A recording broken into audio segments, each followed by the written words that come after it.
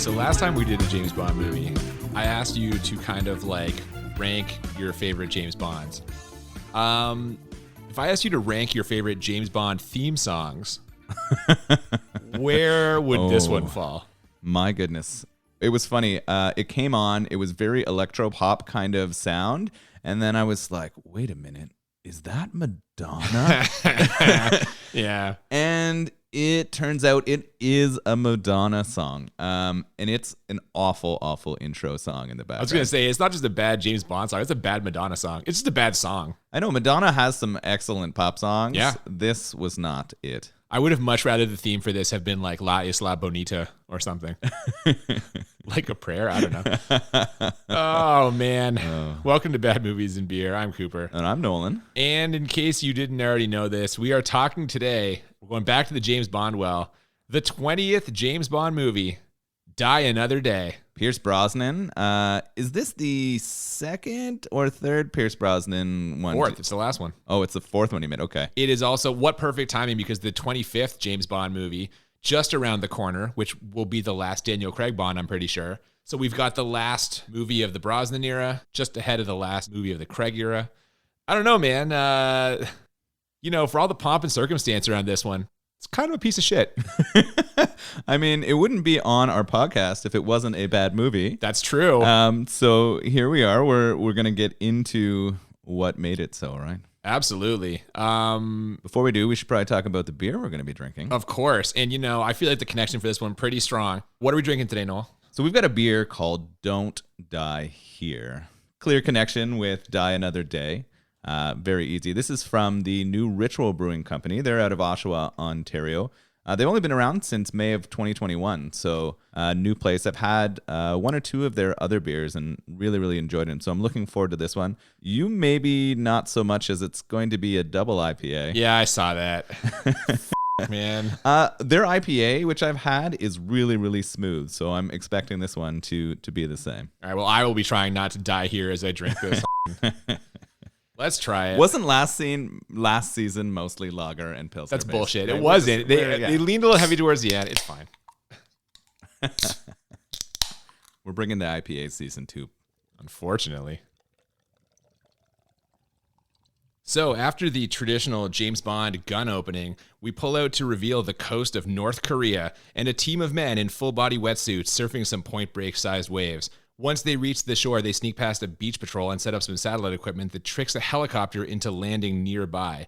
Now, of course, James Bond is one of the three men, and once the helicopter lands, he quickly takes the place and sunglasses and briefcase of the passenger inside. Now, I liked how underneath his wetsuit, he was wearing exactly what that guy was wearing. Like, how would they know that? I mean, that's really good intelligence is what I sort of assume. It is hilarious. The surf scene to get into this sort of armored beach in Korea is incredible. You're right. The waves are massive. And wow, can Pierce Brosnan ever surf? Second best surfing scene in the movie. Yes, I know. We're going to get just an insane surfing scene later. Can Pierce Brosnan surf? But yeah, it is funny that he has that exact same outfit on. He takes his place, and you know that this little James Bond switcheroo is going to lead to an interesting encounter soon. But okay, does that guy just wear the same outfit every single day, and that's how they know? Do they get a picture of him leaving somewhere, and they're like, quick, let's go shopping, get James Bond these clothes? There's no way to have the exact same outfit on. It's ridiculous. Oh, well, James Bond can do anything, right? So that's going to be a theme of this movie for sure. Yeah. We quickly learn that this helicopter guy has come to North Korea to trade conflict diamonds for weapons. He's dealing with the North Korean general's son, Colonel Moon, who quickly establishes his bad guy credentials by opening up the punching bag he was attacking, and there's a guy inside. So we know he's bad. Yeah, the guy was his anger therapist, so even better. Yeah, it took us about 4.5 minutes to get our first groaner of the movie. Yeah. Yeah, I need a new anger therapist. Goddamn. He comes out to meet Bond along with his henchman Zhao, who is played by Rick Yoon, fresh off of the first Fast and Furious movie. And despite being in the middle of a delicate operation, Bond can't resist taking a little dig at the Colonel. I studied at Oxford and Harvard, majored in Western hypocrisy. From your modest little collection of cars, I would never have guessed. Like, He almost blows it right there. Like, what's he doing that for? Oh, he's always got some attitude, right? Bond cannot help it, and he has to sort of make that joke. The Colonel does have like 10 Western sports cars sitting there in this military base in the middle of Korea, North Korea, which is kind of strange. But yeah, clearly purchased or imported in or whatever. But it's a nice collection. It is a nice collection. Anyway, they make the exchange, but what Colonel Moon doesn't know is that Bond has placed some C4 explosives under the diamonds and is planning on blowing him up.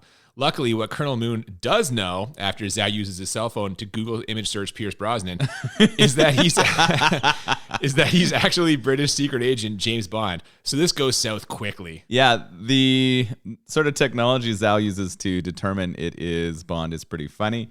I think what it does do at that time, though, is indicate that Moon and Zhao have somebody on the other side, right? They needed some help to identify that was Bond, and it very quickly recognizes it was him. Oh, yeah. Now, Moon treats Mr. Bond to a demonstration of their new tank buster by blowing up his escape chopper and tells his men to kill him. But as we mentioned earlier, he's James Bond, so that obviously isn't going to happen. He blows the C4, which launches a dozen or so diamonds right into Zhao's face and creates enough of a diversion for him to get away. And now he's after the Colonel. We got ourselves a hovercraft chase. This sounds way more exciting than it is.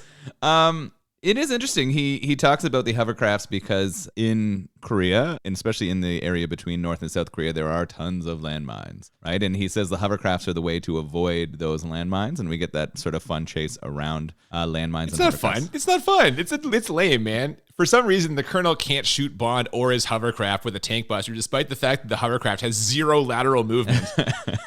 A huge theme in this movie is no one able to shoot Bond, even though they have a million opportunities. And that's in any Bond movie, for sure. I actually thought the chase was kind of funny, but I was really annoyed. Well, no, hang on. Funny is different from fun. Like, yeah. It was funny. I was really annoyed at all of the random things exploding for no reason. There was a lot of that in this scene. Bond shooting landmines up into the air somehow to like take out the hovercrafts that are chasing him. How does he shoot them up into the air without them blowing up? That is actually a thing. So there are mines that are designed when they're triggered to launch in the air and explode so that they are more likely to kill people. Seriously? Yes. So that is actually a factually accurate use of those mines. Well, I'm eating it on this one. Yeah. It's grotesque, of course, right? But it is interesting. He uses that as a way. He uses his gun to shoot those mines and launch them in the air to take out the other hovercrafts. Well, like all those other shots cannot touch him. No, of course not. He eventually gets on the Colonel's hovercraft, dodges a flamethrower with an action hero dive. The guns that Moon has are hilarious. He's got that flamethrower, that tank buster, rocket launcher gun. He's really loaded out here. They should be able to wipe out a small village, but they can't hit one guy because Pierce Brosnan like dives sideways. Oh my God. Anyway, he accelerates the hovercraft so hard the Colonel gets stuck to the fan on the back and can't get himself free, even as it breaks through a wooden fence and plunges over a cliff. Now, in case you were worried, Bond is okay. See, there happened to be a giant bell right by the edge of the cliff, so he was able to jump off and grab the rope hanging down. Saved by the bell, he says, which Roger Moore famously spoke out against this movie. Like, he thought it was shitty. Yes. How could he not like that? That's like a Roger Moore line through and through. So, mission accomplished. Bond has successfully killed this guy, but he is still in North Korea without an escape vehicle. So he quickly gets captured and tortured during the opening credits, which, as you mentioned, is set to the worst Bond theme ever. Clearly, they gave Madonna just way too much freedom in the recording studio. I'm serious, man. Do you think this was on her? Do you think she chose? Was this kind of the style she was in at this time in her career? Was she doing a lot of it's like music era Madonna, like the music album. It's terrible. And at one point, she whispers, "Sigmund Freud, analyze this." Like, dude. I actually laughed out loud at that too. I honestly don't know who's suffering more during these credits, me or Bond. Oh, like, I'm just dying. Please end this. All the like ice baths and scorpion stings, they're gotta be better than listening to that song by Madonna. Yeah, at least I get to watch the silhouettes of sexy ladies, even if some of them are fire zombies. It is, or ice zombies. They are. Yeah, it is strange. I asked you last time if this was in every Bond intro. And I told you. It absolutely is. Sexy lady silhouettes, man. Yeah. Mercifully, this all ends, and we return to Bond 14 months later looking like the Big Lebowski. But he hasn't cracked. He looks like shit, but he hasn't cracked. The general takes one last shot at getting some info. Apparently, his son had an ally in the West, which you alluded to earlier, but Bond legitimately doesn't know anything about that. Either way, it turns out he's being released, kind of. He's actually being exchanged for another prisoner, and as he walks across a very misty bridge, he sees Rick Yoon's handsome diamond-encrusted face coming back the other way. He's a handsome man. They definitely set it up, make him think he's going to be executed, and they try to press him for some information, but Bond doesn't crack. But that's not what the Americans believe. Yeah, they're pretty sure he's giving us some information. He ends up getting put through the ringer here after a quick body scan by the MI6 doctors and a joke about his damaged liver from years of drinking. He gets a visit from M, the Judi Dench version, and nobody's happy. She tells him if it was up to her, he'd still be in a North Korean prison, but apparently the name of a top American agent who has since been killed came out of the prison that Bond was in, and since he's the only inmate, they logically assume that he had cracked and was giving out free info. He connects the dots on this immediately, though, figuring that whoever gave up his identity also gave up the American's identity just to get Zhao free. But M doesn't believe him and wants to send him for more thorough evaluation at a mental health facility. So he fakes a heart attack and uses the ensuing commotion to break out. I think she also strips him of his MI status at this point as well, right? He's no longer A 00. Yes. Yeah. So the cardiac arrest scene is pretty interesting. He's able to sort of fake the monitor to go to a 0 heart rate. He didn't look like he used technology or anything to do this. It seems like they're suggesting that he can control his heart rate all the way down to 0. I mean, yeah, regardless, there's no way he should have been able to do this. Like, okay, the fake heart attack is one thing, but then there's minimal enough guards and security for him to just sneak out. And then he swims like God knows how far to Hong Kong. What is ridiculous? Yeah, I guess he was on a boat in the middle of the ocean and he just jumps off. And you're right. When he was swimming, I was wondering, how far did he have to swim? I think we joked about this in a couple other movies we watched too. Whenever someone gets away and they've had to swim for kilometers and kilometers, it's just the biggest piece of shit ever. It is. And like to your point, if he legitimately lowered his heart rate down to almost 0, I'm sure that's physically taxing. Like to then go swim like the fucking English Channel, essentially. I don't know. Yeah, it's pretty funny. So he gets up out of the water into Hong Kong. Yeah, where he quickly uses some old connections to get some new clothes, a shave, and assistance from Chinese intelligence to track down Zhao. Turns out he's in Cuba, and after arriving, Bond uses some more old connections to get a specific location. Turns out Zhao is at some sort of experimental medical clinic on an island close by, so Bond, armed with some binoculars and a bird-watching book, borrows a car, and away we go. Yeah, this all moves really fast. We're going location to location. We were in North Korea, and then we end up in Hong Kong, and very quickly we're in Cuba. I mean, this is what happens in Bond movies, right? We travel around the world, and that's one of the things that makes people enjoy them. He settles himself down in a hotel and a hotel bar across from the island that he needs to get to. Yeah, and to your point, this is moving really quickly just because we got to keep things moving here. The second he arrives on the island, he sees and hears a loudmouth British guy get his admittance papers to the clinic delivered by a member of the hotel staff. It's hard to get more convenient than that. Yeah, he was in the right place at the right time for sure. So he has kind of figured out his in. As he's sort of looking at the island, though, what kind of gets introduced into the movie? Well, yeah, since all the time he thought he was going to have to spend trying to figure out a way into the clinic is free now, he got a little time to, perv out and just decides to use his binoculars to scope out some ladies on the beach, specifically Halle Berry, who rises up out of the surf in slow motion. Speaking of things rising up, what'd you think of this scene? Pretty good? It's funny. I asked my wife about this movie, and she had seen it before, and what she remembered most was the bathing suit that Halle Berry is wearing in this scene. She comes out in this very skimpy orange bikini. It's kind of athletic, though. Yeah. And she's got a knife attached to her side, probably to fight underwater creatures, it seems. I believe this is one of the many homages in this movie to previous Bond films. There's a ton of Easter eggs in there. I believe this is an homage to the very first Bond movie and whoever the woman is who rises up out of the surf, or maybe it's, I don't know, one of them. But it's a similar shot. It's a similar swimsuit even to one of them. It did seem kind of classic, so that makes sense. Yeah, for sure. Now, Halle Berry's character, Jinx, wastes no time in engaging in some heavy flirting with James Bond. They go back and forth for a few minutes before he tells her the reason that he's on the island is bird watching. He's an ornithologist, see? And this causes her to pause, stare deep into his cock, and say, "Ornithologist, huh? Wow. Now there's a mouthful." What's the opposite of innuendo?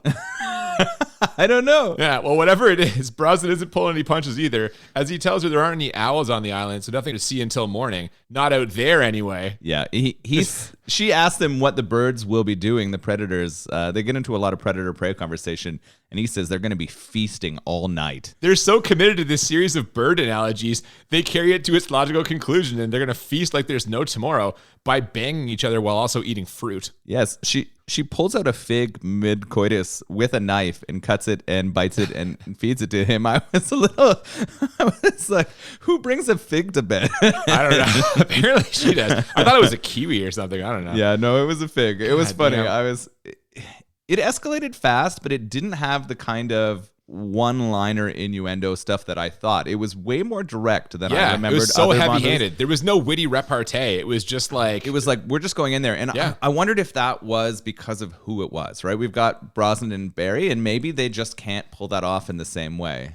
We're going to talk about this more later, but when this movie came out, they really pumped up the Halle Berry character as being like an equal to James Bond. Like, she's not going to be some like damsel in distress. She's going to be like a strong, like confident woman. And like, so I guess this is kind of the way of like her being equally aggressive, like sexually, is not like, you know, she's not playing coy. She's going out there and engaging with him. I think that's part of the rationale behind this character. But it just comes off like clunky for me. Yeah, I didn't know that. That's interesting. And the character throughout the movie definitely tries to hold its own. Tries Bond. Is the key word there.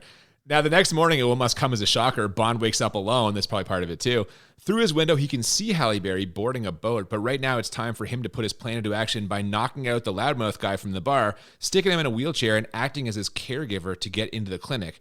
Now, is it my imagination, or is this dude knocked out for an unreasonable amount of time? Yeah, it was one punch from Bond, and he is definitely out for a good hour and a half. Dude, wheelchair ride to the boat ride, wheelchair ride into the clinic. He even sends the wheelchair rolling into a wall in order to distract some guards, and none of this wakes the dude up. From one punch. I mean, Bond just really knows his anatomy. He hit the exact right place on his face to knock him out for that long. That's the only explanation that makes it plausible. It's the punch equivalent of him being in that bar right when the guy's talking about exactly. Oh, my God. So coincidental. Oh, God. Now that he's past those guards, he's free to roam the halls of the clinic. He quickly finds a secret passageway. Here's a hint for anyone trying to design a secret passage. Maybe don't point a security camera right at the center of the wall. He very quickly finds a spot that he has to touch and open the walls. What blew me away about behind the secret passage is it was full of mirrors and disco balls. Yeah. I was like, why the f*** is the secret passage also doubling as a 70s disco party? You can dance your way into the real clinic. You had to, I think. There was also some sort of DNA-looking helixes throughout there as well, but they were also shiny. So, yeah, they were definitely getting down as they were going over to that gene therapy clinic. Yeah, man. And in this real clinic, this is where the freaky shit's happening. We get an idea of what that freaky shit is when Halle Berry's character meets with the doctor/scientist in charge of all this. He's going to perform DNA replacement therapy on her, basically by erasing her DNA and then using the DNA of people who won't be missed to give her a new identity. So we can safely assume he's a murderer, and it sure seems like he's also going to molest her while this process is going on, doesn't it? Yeah, he comes over and gives her a bit of a shoulder rub. And whenever someone does that in a weird power relationship, you know something is wrong. If I was a woman or man in that case and someone came and did that to me, I would immediately walk out of that clinic because I knew I would be getting touched in a bad place. I was going to say, especially if you know you're about to be rendered unconscious chemically, like that's like he could not send clearer message. Yeah. I'm going to diddle you. That's what it is. Luckily, he won't get the chance to do any of this because she kills him. Bond, meanwhile, finds his old friend Zhao. He's in the middle of the DNA replacement process, so he's looking way less handsome. He's basically like an Asian Powder. You ever see the movie Powder? I'm serious. I have. I shouldn't laugh because, I mean, the guy from Powder is here we go. Completely hairless, right? And he's all white, and he does look like that. But what is interesting about him is he still has this like cool facial effect from the exploding diamonds. He's got diamonds in his face still. Yeah, it's pretty awesome, actually. There you go. Bond tries to question him, but he escapes after a close quarters fight scene. Turns out Jinx is after Zhao also. She even tries to shoot him, but he dodges the bullet. Seriously, like he sees it coming and moves his head out of the way. Is Zhao getting his DNA replaced with a superheroes? Like, what is this? Yep. That's it? That's I don't know if you knew that was also, this is a crossover movie. Man. It is funny. So they're both there. We figured out that Halle Berry and Bond are both sort of agents on their way there. We assume Halle Berry is American. And they're both trying to take down Zhao. And then we get this chase scene where Halle Berry is after him and Bond is trying to get there too. Yeah, Bond blows a hole in the wall of the clinic to try and continue the pursuit, but Zhao gets in a helicopter that quickly takes off. Bond isn't leaving empty-handed, though, because during the skirmish, he managed to grab the chain Zhao was wearing, which had what looked like a bullet hanging from it. Yeah, it had a casing for a bullet hanging from it. I want to go back to Bond escaping from the clinic by blowing a hole in the wall. Do you remember how he did it? You with like an air tank, like a He compressed uses air oxygen tank? tanks. It was such bullshit. It No, was that one of doesn't those where there was no way you're shooting the end off that and making this giant explosion. Like a torpedo. Yes, he created. Yeah, Yeah. I mean, if Only we, going through the air, not the water. If we nitpicked all of the Bond stuff, it would be insane. But this one was particularly bad for me. I was like, oh my goodness. It wasn't pretty. Anyway, when Bond opens up this bullet casing, I guess, he finds diamonds inside. Not just any diamonds, conflict diamonds, like the kind we saw at the beginning of the movie. These ones, however, are marked with an insignia, GG. His Cuban contact tells him about Gustav Graves, an extremely wealthy corporation owner who claimed to have discovered a large number of diamonds in Iceland. Bond points out this is quite the coincidence, and that man knows coincidences. So it's time to go ask him some questions. And where is Gustav Graves? In London, where MI6 and M are feeling some heat from their American counterparts in the NSA. Yeah, this is interesting. We're getting introduced to this Gustav Graves character. We can tell he's going to sort of be the big bad for the rest of the movie. Turns out he's sort of a philanthropist as well as a businessman. He finds all these diamonds and gives away half of the money to charity. And this makes him very well liked in government and political circles. Yeah, what a great fucking move, eh? That's Yeah. a great way to get some heat off yourself. We then get two landings, both set to the sounds of London Calling by The Clash. The first is Bond's plane. The second is Gustav Graves jumping out of a plane and parachuting down in front of Buckingham Palace and a horde of waiting press. This dude is smooth. Oh, yeah. I mean, he has the Union Jack on his parachute. He lands perfectly, drops the chute, and walks into a conversation with the press. Oh, yeah, man. He's about to get knighted. He kind of toys with the media, gives them some non-answers, even a delightful fencing pun. This might be the only part of this movie they got right. This is a good scene. It works really well. Yeah, man. His publicist is there to kind of shut down the press, and she's going to become a larger part of the story very quickly as well. And they head off to a fencing club. Yeah, this fencing club, we very quickly get just like right into the face-to-face Bond and Graves like battle. But first we get a horribly gratuitous, or maybe just horrible, Madonna cameo. She plays the fencing instructor. And again, just the heavy-handed, she says to Brosnan, I see you handle your weapon well. I have been known to keep my tip up. it's just, what are we doing here? I mean, I feel like this movie has been lacking some of that innuendo, so I wasn't opposed to it showing up here, but it is over the top for sure.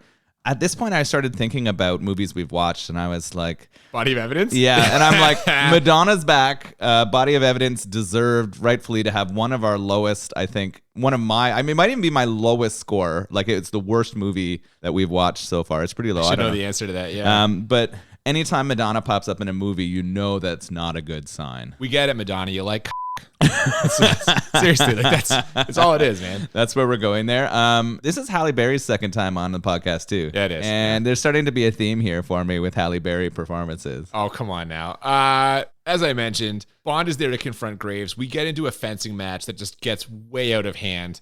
They end up ditching the fencing swords and pull out a couple of like thicker swords, going for first blood from the torso. But they end up trashing this place and at different points swinging katanas and broadswords at each other. Yeah, I love that this devolved into a broadsword fight at the end where they are just trying to hack each other apart. Luckily, it ends when the publicist jumps in to stop any further fighting, and we find out that Bond actually drew a little bit of torso blood. He did. He wins. As you mentioned, broken up by the publicist, that's Miranda Frost, who we learned at the beginning of this scene was an Olympic gold medal winner for fencing, but under somewhat shady circumstances. Yeah, it turns out that she actually got the silver, but the person who got first place went down for some steroid and other drug use charges. Yeah, now she ends up making arrangements for Bond to travel to Iceland, as Graves has invited him to attend a scientific demonstration of a mysterious project called Icarus. Icarus is it Greek or Roman? I have no idea. Oh, so you don't know? Okay. No, man. So Icarus is a character that has wax wings and flies too close to the sun and ends up falling and dying, right? That's so right. It's interesting that they have named the project after this. Foreshadowing? Yeah,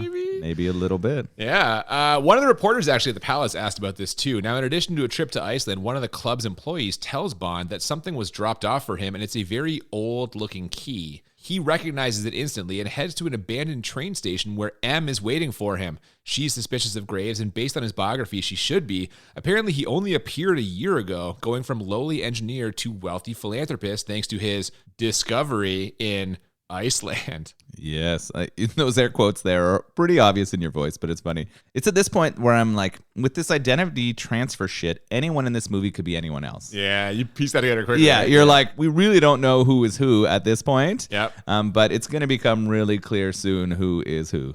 Yeah. Bond tells her about Cuba and the diamonds, and that's enough for her to officially put him on Graves. But first, we get the obligatory Q scene. This one with a little more comedy than usual, thanks to the jetpack from Thunderball and John Cleese flying solo in the Q role. He hands her a new watch, your 20th, I believe. I love that they tell us that it's the 20th Bond film. I also love John Cleese as Q. I'm a huge Cleese fan, so anything he does makes me happy. He's good in the role. It's weird, though, because with them acknowledging the 20th movie, like, this has been the debate for years, is there a series of James Bonds, or is it supposed to be one character? And at different points in the franchise, they kind of go both directions, right? There's sometimes where it's indicated that it's always the same guy, and other times indicated that there are different people involved, right? So this is one of the ones where it's like, he should be the same guy as all the others, but then that ends up getting kind of erased by the Daniel Craig stuff. It's a jumble. I wish someone would come along and just like sort this out for continuity's sake, but that's interesting. I always assumed that it was the same Bond. So my understanding, or the way that I perceive the movies, is that they've picked a different actor, but it's always the same person. Someone needs to clarify this. I agree. He also gives him a ring with a high-frequency sonic generator in it, and best of all, an invisible car. It's the Aston Martin Vanish. This is f***ing silly, but it's also pretty standard stuff here. No surprises from the James Bond franchise. Yeah, it's pretty awesome. They take that Aston Martin Vanquish car and turn it into the Vanish. And the explanation about using tiny cameras that show you the other stuff is such bullshit. But, yeah, that makes sense. But it is fun in a movie to see those kind of toys and stuff. You know those are coming. Yeah. Now, what we maybe didn't know was coming, and is a bit of a surprise, is that Gustav Graves' publicist, Miranda Frost, works for MI6. As we learned from M, she specifically requested this assignment, but has turned up nothing, so it's Bond's turn.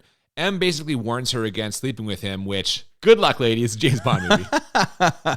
Oh my goodness. Yeah, it's funny that she seems really determined not to have sex with him. Like, she's very clear that she's going to keep this professional. She wants nothing to do with Bond. That's what they all say. Yeah, well, we're going to move on and talk about what happens later, but I was a little disappointed. I believe it. From there, we cut to Bond pulling up to some sort of ice palace in Iceland, where he witnesses Gustav Graves arrive in his rocket car after a particularly cringy line. I'm Mr. Kill. Well, there's a name to die for. This is so unnecessary.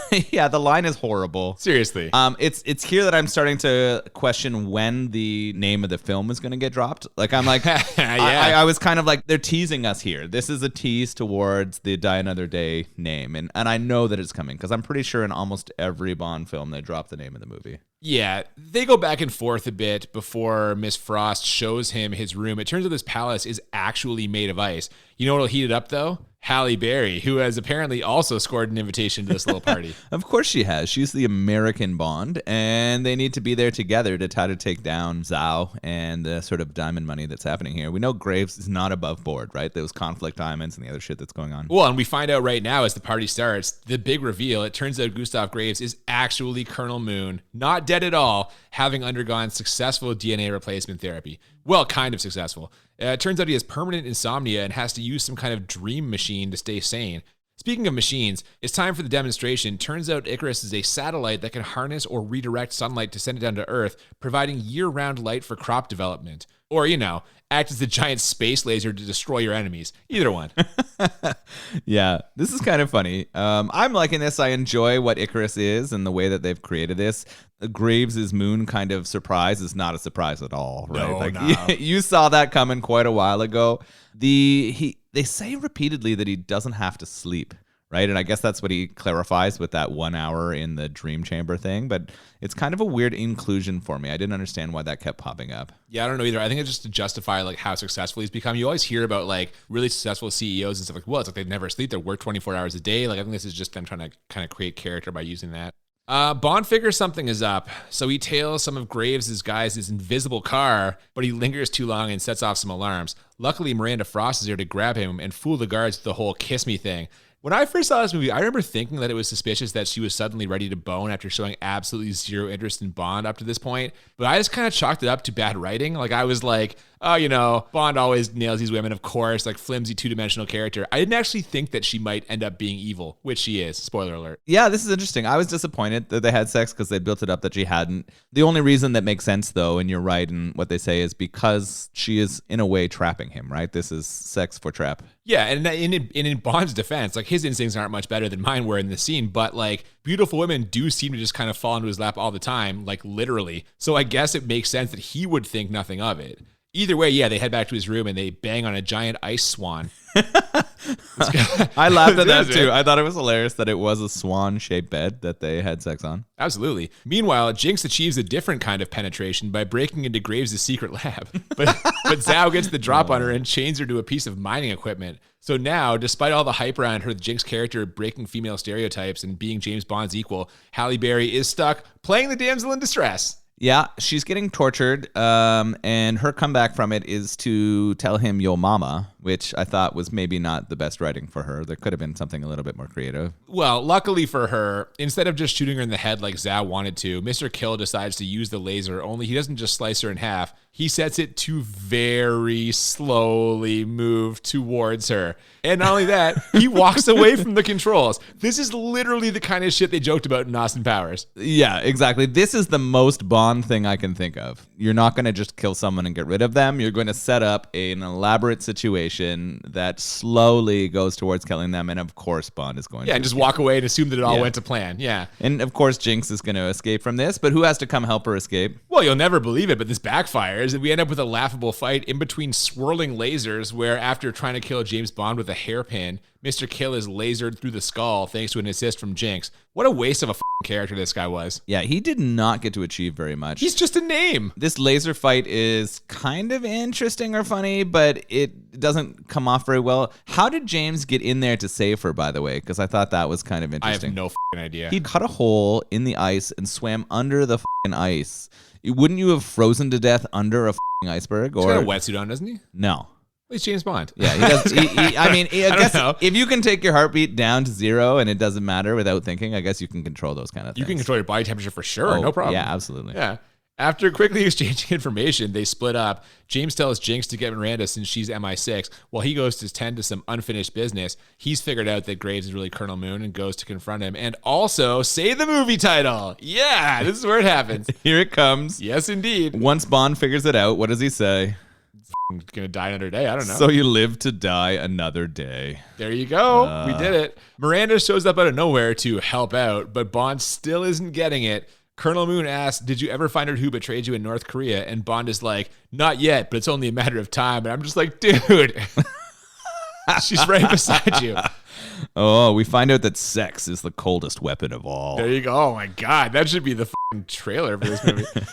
He figures this out eventually, though, once she turns her gun on him and he finds out that his gun is empty, what with her having taken out the ammo after or while they were having sex. Yeah, he was distracted, so she was able to touch his piece without him noticing. Oh, wordplay. Delicious. She's been in Graves' pocket ever since the Olympics, where, you guessed it, he killed the real gold medalist for fencing. Now, she tells Bond to hand over the gadgets, and he does, but just to show that he's unflappable, even in these dire circumstances, he makes another joke at Zhao's expense. You know I've missed your sparkling personality. Zhao punches him as hard as he can in the stomach and says, how's that for a punchline? And you know what? Good for you, Zhao. Because at this point, I want to punch Bond too. These are some shitty one-liners. Yeah, I'm at this point really feeling like the one-liners and the sexual innuendo are really light in this movie. Like, it's really lacking some of the really good one-liners in action that sort of carry most of the weight. Yeah, I agree with that for sure. Anyway, they're about to kill him, but he's got two things working in his favor. One, Moreno didn't know about the sonic ring. I guess it's like a new gadget or something. And two, they happen to be standing on a glass floor. Now, you know where this is going. He breaks the floor and he's off, with Miranda and Zhao unsuccessfully shooting at him as he escapes. There's so many impossible missed shots during this scene. I mean, we know that that's Bond's MO. You cannot hit him. But it's bullshit that he does not go down here. You know what's even worse? He runs to a rocket car to escape. Yeah, man. He ends up jumping in Graves' rocket car and taking off. And Graves decides that this is the perfect opportunity to show off the true power of Icarus. He activates the giant laser and Bond ends up having to ride it off a cliff using a grappling hook to keep it from plunging down into the icy waters below. This is a temporary stall, obviously. So after a terrible one-liner from Graves, time to draw the line. He cuts a line through the ice. Oh, God, man, yeah. Oh. Bond has to jump out of the dangling car armed with only the parachute used for braking and one of the car's metal panels. And this is where the movie truly goes past the point of redemption for me. He ends up surfing on a giant wave caused by the cliff collapsing, using the metal panel as a surfboard and the parachute to steer himself. And by he, I mean the clearly CG Bond. This is the most absurd scene in this entire movie. I probably already said that like 3 times in this podcast, but this is f***ed up. There is no way Pierce Brosnan would have survived even that fall, let alone been able to surf in this absurdly amazing way. You're right. It's CG. It's bullshit. This is insane. Well, and you don't know the history behind this either, do you? No. This is the first time in 20 James Bond movies that a stunt was not performed by a real life stuntman. What? Because how could it be? But why would they do that? Why would they make this decision to include this as a scene? Because it is maybe the scene that most requires the movie to be on our podcast. Oh, dude, so much about this is just complete shit. It looks like shit, first of all, because we're still in the phase of early CG where you can't make like CG animated characters move like humans move. This is just awful. And that's where, for me, I'm like, this is it. The movie is gone. It was already bad. It's gone so far off the rails at this point that I'm just like, f it. This is terrible. It took 20 Bonds for them to do this, and it was unnecessary. They should have left it alone. Yeah. They should have left it alone. Buddy escapes. Jinx isn't so lucky, though. They're onto her, and they've trapped her in Bond's room, where she will presumably die after they melt the ice palace. This is another, let's not kill her, but leave her to die scene or scenario, right? Instead of just murdering her, we're going to lock her in an icy palace and melt it with our giant space laser. And that means that she'll need to be rescued again. So Bond jumps into his invisible car, and I was just about to be like, how has no one found this yet? Like, sure, it's invisible, but no one like walked into it or whatever, when right then a guy who was on a snowmobile smashes into it. Yeah. Before he gets to his car, though, he surfs his way onto shore, and conveniently, a person on a snowmobile rides past him that he takes out. Like, just the circumstances in this for him to get back successfully are just so stupid. It's the luckiest man in the world. Oh, my goodness. Yeah. So he rides a snowmobile back, gets in his car, and then, of course, the snowmobile crashes into his car. Right then, yeah. Yeah, at that very moment. Yep, at that exact moment, Zhao sees it, and we've got a ludicrous car chase on the f***ing ice. I actually enjoyed the fact that Zhao had his own absurd, awesome car. From the Fast and the Furious movie. Ricky, you just drove around the lot and was like, guys, can we use this? Can I'm we like, try yeah. this again? So they make it the Aston Martin versus Jaguar fight. I actually enjoyed this scene. I don't want to give this scene any credit. Wow, really? Yeah, I liked it. I thought it was Bond, this was Bond-esque, and it worked well. Oh, but it's ludicrous. They're out on f***ing ice. It's all ludicrous. Every Well, Bond that's true. movie Yeah. is just full of bullshit. Okay, and this is too ludicrous. They've gone too far. Whatever, it's fine. I will say there is actually a cool moment here where Bond's car gets flipped upside down. So he opens the car's sunroof and activates the ejector seat to flip the car right side up just as Zhao launches a missile at it. And again, yeah, this is all ludicrous, but I do like his problem-solving skills. Yeah. I'm upside down. What do I do? Q mentioned the ejector seat. Hit it. Let's do it. So while this car chase is going on, and it's going on for quite a long time, they're fighting each other on top of the ice. Icarus is starting to melt the ice castle that Halle Berry is trapped in. Oh, yeah. So Bond's got to take a quick detour to save Jinx and also kill Zhao. He ends up faking him out by turning the car invisible and then backing up right when Zhao's about to ram him, which causes Zhao to drive through a wall and into some water. Then he drops a chandelier on him. I don't know.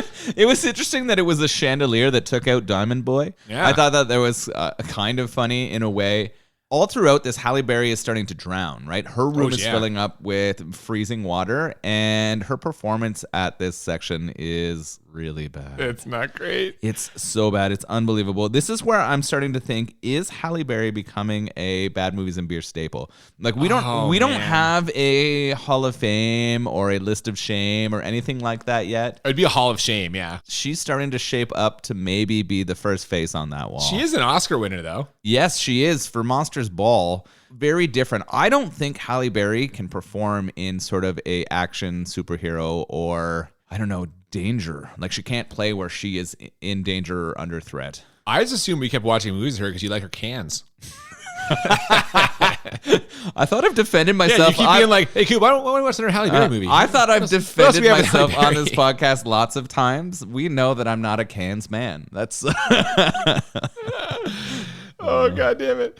Yeah, when he gets to her, she's nearly dead. The room that she's in is filled up with water from the melting ice. But like, I was confused about this because wouldn't the roof melt first? It's blasting the roof. Why is the water rising from the bottom? Why didn't it collapse on her? Why was only the room she was in full of water and not the other rooms that the cars were driving around in? I mean, you see water coming in the walls and stuff. I'm not going to defend this. What am I doing? Yeah, it's bullshit. Yeah. Anyway, he grabs her, jumps in a vat of warm water with her, and does some incredibly shitty CPR to bring her back to life. I actually wrote notes on this. I was like, this is the worst CPR I've ever seen in my life. Sloppy. Yeah. Yeah, there's no way anything that he did to her would have helped bring her back. The only smart decision was, yes, she was in freezing water, so he tried to warm up her body by bringing her into a sort of hot water spring. That made sense.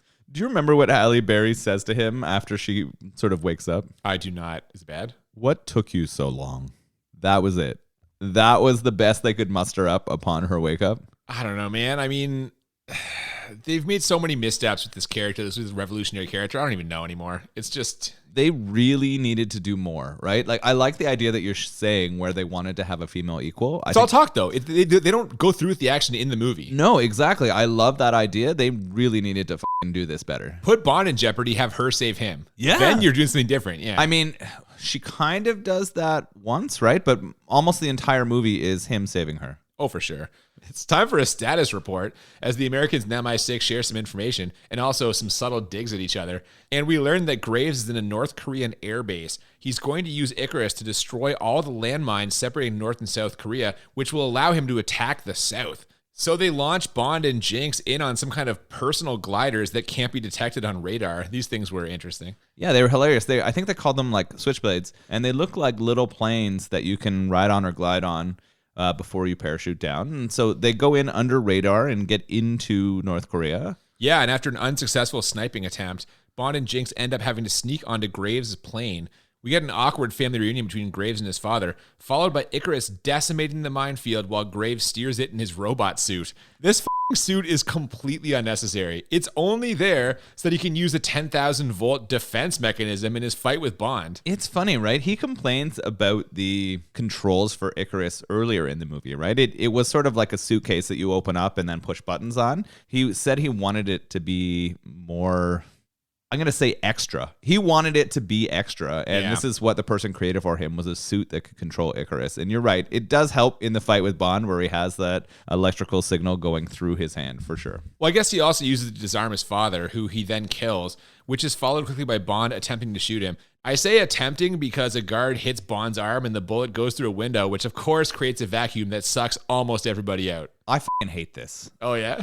This shit is bullshit. Anytime a decompression scene happens where a bullet blows out a window and everyone gets sucked out, it's just fucking so dumb. And of course, the only people who are able to hang on, who is it? Oh, it's Bond and Graves. Yeah, of course. Yeah, and now we get dual fight scenes, one between the two of them and one between Miranda Frost and Jinx.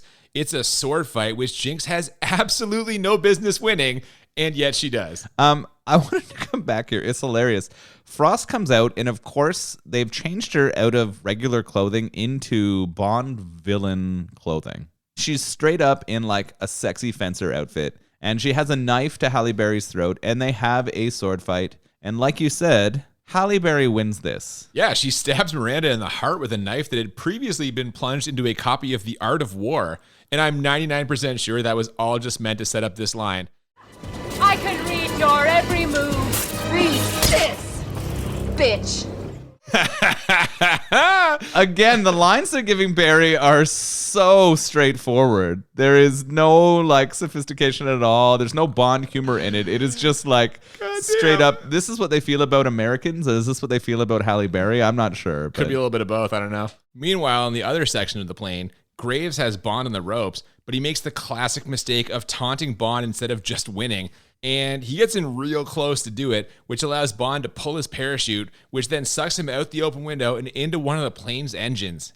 Ouch. Yeah, so you're right. Bond should be dead, but instead, the gloat from Graves. I mean, hubris is always the thing that takes down the Bond villains. And that suck into the engine was pretty awful and good. Like, I enjoyed...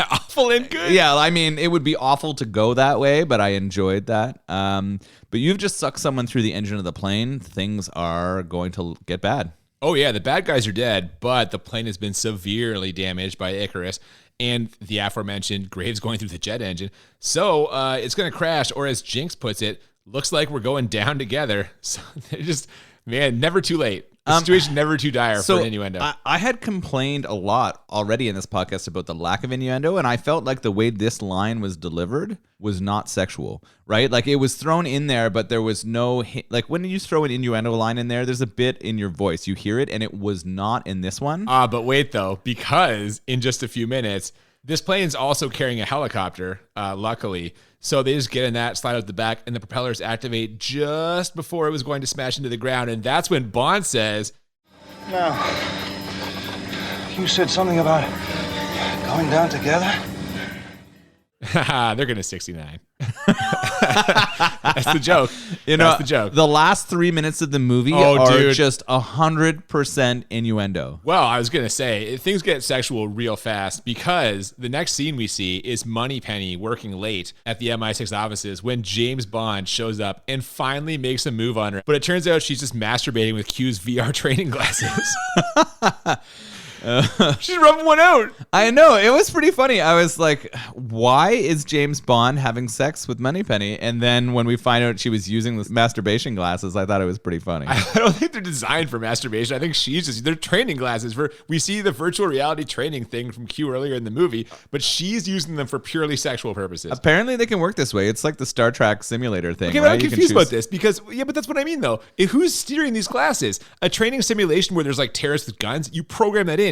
Does it just work on the person's mind? Yeah. Is she able to imagine whatever she wants and just see it? These are brain glasses. You just start thinking about what the training is you need, and it happens. And if that training Boom, you're directing your own porno. Yeah, that's exactly. it. That's fine. God damn. Yeah. Well, as if that wasn't enough innuendo and sexuality, we see the helicopter parked outside of a hut and hear Halle Berry's character say, "Wait, don't pull it out. I'm not finished with it yet." Now, amazingly, it is not James Bond's cock, but rather a diamond that she really, really wants him to leave in her belly button. They're just looking for reasons at this point. Yeah, I had complained for a while about all this, and they just dump it on me right here. They're having sex in a hut with all the diamonds underneath them. They are just f***ing in a bed of diamonds. And wouldn't that be painful? They're sharp. They're hard. I wouldn't think that would be very great either. You're right. But she does say leave it in. She also says it's the perfect fit. Yeah. So they're throwing all of those innuendos out at us right now. And that's pretty much it. That's it for the movie. It ends f***ing in a hut. Yeah. After one or two more bits of semi-witty repartee, we get the credits and some sort of remix of the shitty theme song. God damn, man, this is really bad. The ending did not do it for me. Yeah, man, and that's like, I guess we can just give it our ratings now because we're at the end and there's nothing really else to say. You know, we always do this on a scale of 1 to 10. We do it twice, 1 to 10 for how bad, 1 to 10 for how enjoyable, and the goal is to find movies that are 10 out of 10 on both scales, or as we call it, the Crit 20. And this is not 10 out of 10 bad for me, but, and I can't believe I'm going to say this, I think this is a worse movie than Moonraker. There are parts of this that are wildly illogical. The CG thing goes against what the whole franchise is about. The performances, the writing, just the writing of this, the innuendo that is not even innuendo. It's they're slapping you in the face with like overt sexuality. The whole promised Halle Berry equal to Bond thing, and she's just another girl in trouble that he has to rescue. I think this is real bad. I can't believe I'm saying this. I gave Moonraker a 7. I'm giving this an 8.